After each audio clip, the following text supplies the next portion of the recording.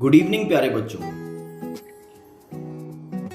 In this lecture, we will be concentrating in finding internal resistance of a given primary cell using a potentiometer. Before this, I told you about the basic principle of potentiometer. Then I told you how to determine EMF of the given cell using potentiometer. Then we have discussed about finding terminal potential difference using a potentiometer. Then we have done an experiment to compare the EMF of two given cells, and now it's the turn for internal resistance. How will you determine the internal resistance of a given primary cell using potentiometer? Just think. Just see. You must be aware of this particular formula for internal resistance. Internal resistance of a cell.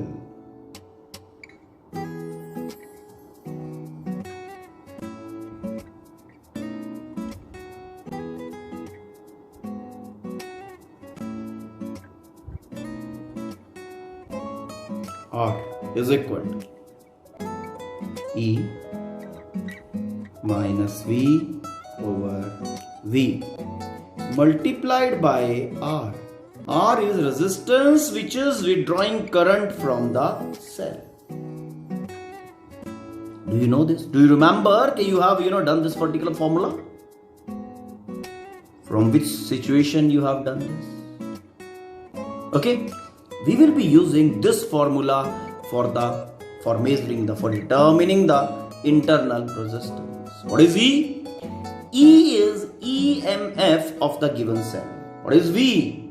V is terminal potential difference of the given cell. Okay, जिसका आप internal resistance find करना चाहते हो.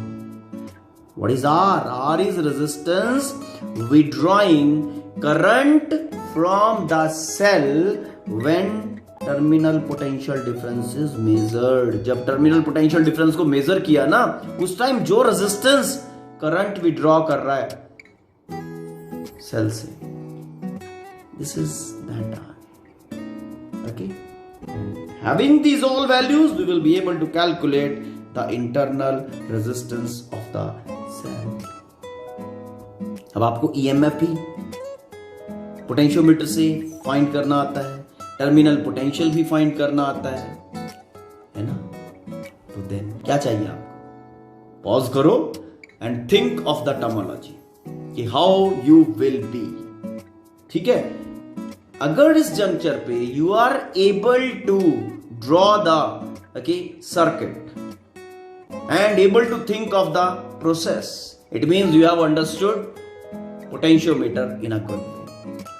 If you are unable to think, if you are unable to draw the circuit and unable to think of the steps which are to be taken, procedure I mean, okay, it means you have not understood the basic things about potentiometer, and you should do all the lectures related to potentiometer, okay, again in a good way. Okay, चलो let's go head. जो लोग कर चुके हैं तो वो match करें अभी, और जिनको पता नहीं चला है just see find how to go with the situation.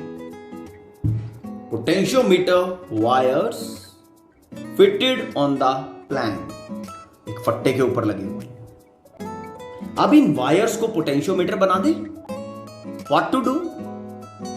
EMF की रियोस्टेट मिलीएमीटर, वही मेन सर्किट, ऑक्सिलरी सर्किट इसके साथ ज्वाइन करना पड़ेगा. ओके, एंड करंट का प्रॉपर वैल्यू एडजस्ट करके using rheostat we can have proper value for K, potential drop per unit length and sensitivity. After joining this EMF key, milliammeter and rheostat, आपकी जो wires थी वो अब activate हो गई हैं. Okay, and now those wires are potentiometer, are making a potentiometer. They are making a potential scale. किस तरह से है वो आपको ऑलरेडी मैं बता चुका हूं. Fine. Depending on the value of current, it will be having particular value for K, potential drop per unit length. Fine. Now, take that cell जिसका EMF and terminal potential you have to find. क्यों find करना है? To find internal resistance. देखो बेटा, how to join that? See here. Okay. This is the cell. किस तरह से मैंने ज्वाइन किया? देखो, A terminal for the main cell was positive. Main cell के हिसाब से, मेन सर्किट में जो सेल लगा उसके हिसाब से पॉजिटिव पोलैरिटी था इसका. नाउ हमने जो जिसका इंटरनल रेजिस्टेंस फाइंड करना है सेल का, उसका भी पॉजिटिव यहीं पे ज्वाइन करना है. Done. Then this is negative. Negative, this will be going to galvanometer, and after galvanometer we will be having a jockey.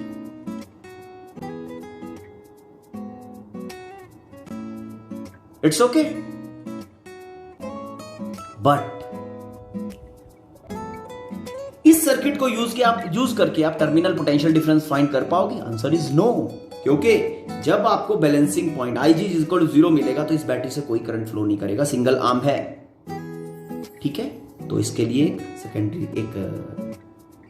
Secondary circuit लगाना पड़ेगा. Known value of resistance R जो इस बैटरी से current withdraw करेगी जब हम terminal potential difference measure करेंगे. अपनी चॉइस से, हमारी अपनी चॉइस से सर्किट में आए उसके लिए की लगा दिया K1 and joined here. This is your EMF E1. It's okay. Now, how to work with? The very first thing, close this key K. Okay. Adjust the value of current. Current क्यों adjust किया? ताकि इसका sensitivity and K.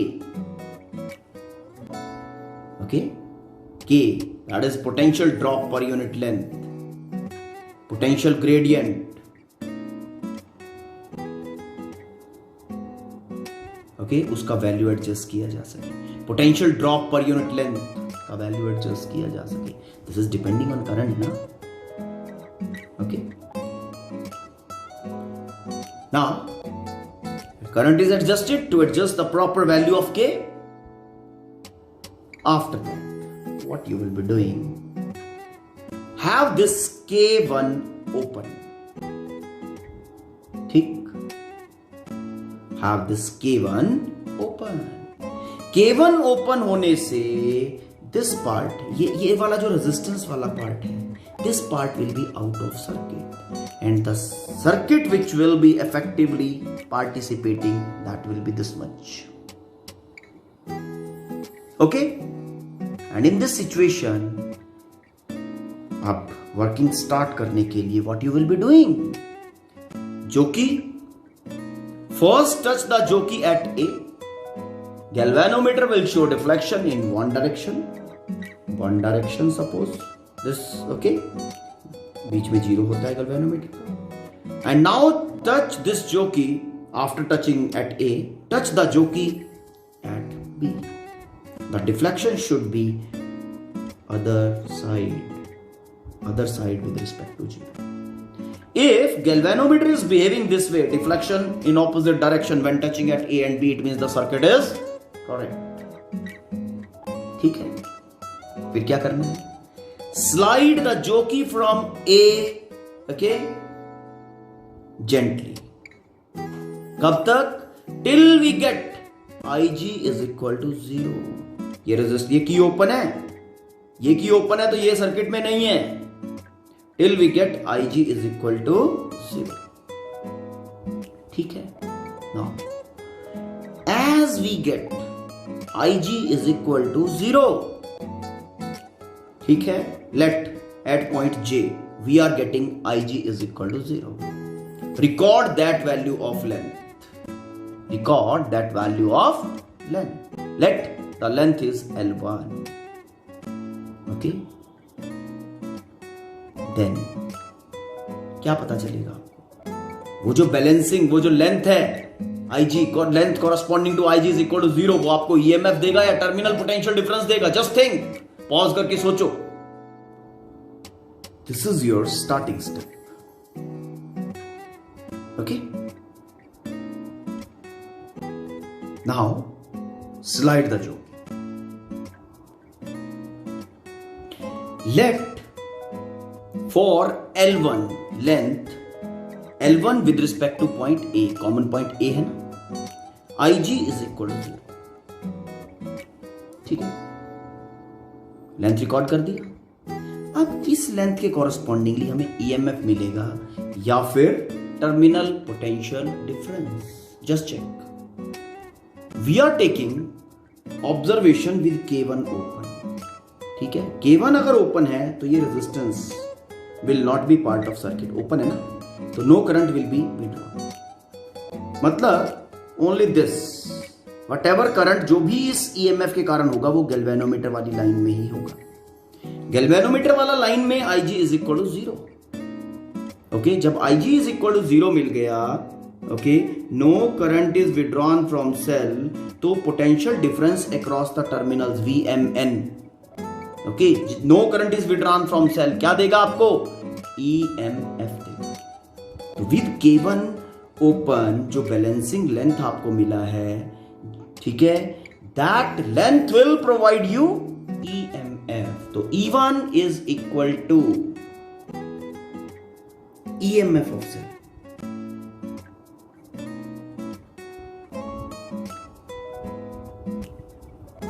E1 is equal to K, potential drop per unit length, times length कितना आया है? L1. Equation number 1. ठीक है. One thing is done. अब क्या करना है? Now we have to find the terminal potential difference of the given cell. For that, आपको क्या करना पड़ेगा? Close this key. ये तो क्लोज रखना ही है ताकि करंट फ्लो करता रहे वायर में और वायर पोटेंशियोमीटर बनी रहे. Close this K1 also.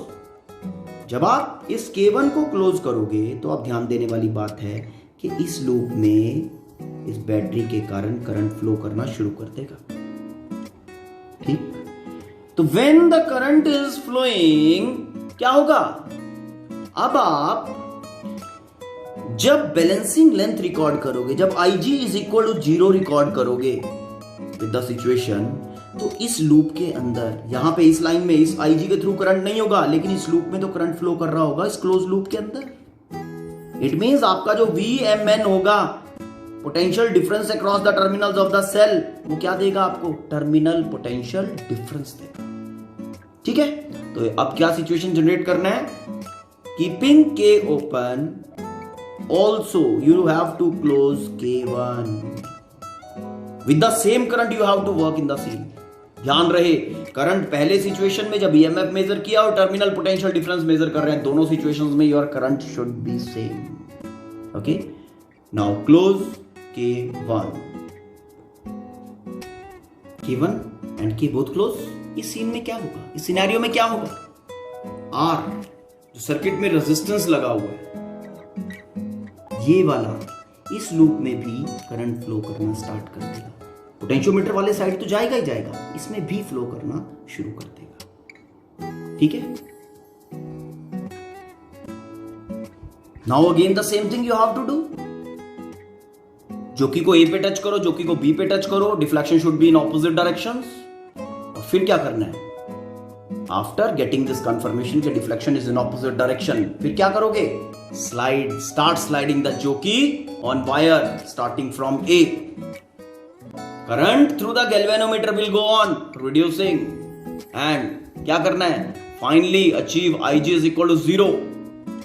और नोट करना है लेंथ को, length with respect to A for IG is equal to 0. Let for length L2 okay IG is equal to 0. ठीक है, अब क्या मिलेगा, क्या पता चलेगा आपको? Terminal potential. ओके, कैसे? देखो, व्हेन जो कि at L2 IG is equal to 0 मिल गया, इस लाइन में करंट फ्लो करना बंद, यहां करंट नहीं फ्लो कर रहा है, लेकिन ये लूप तो क्लोज है ना, यहां तो करंट फ्लो करता रहेगा, मतलब बैटरी से करंट डिलीवर हो रहा है. तो एट दैट टाइम आपका जो VMN का बैलेंसिंग होगा VAJ के साथ. Got it? तो ये VMN क्या मिलेगा? VMN will be terminal potential difference.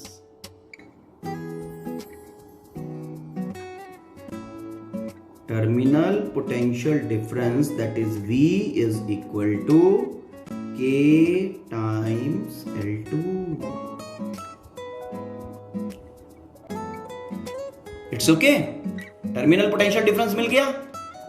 साथ में वो जो रेजिस्टेंस विड्रॉ कर रही है करंट, ये वाला रेजिस्टेंस करंट विड्रॉ कर रहा है, इसका वैल्यू रिकॉर्ड कर लेना है. नॉन रेजिस्टेंस है ये. With value of R recorded, applying R, internal resistance is equal to E minus V over V multiplied by R. R का value is known to you. E, V also known to you. Okay, therefore this R is equal to E.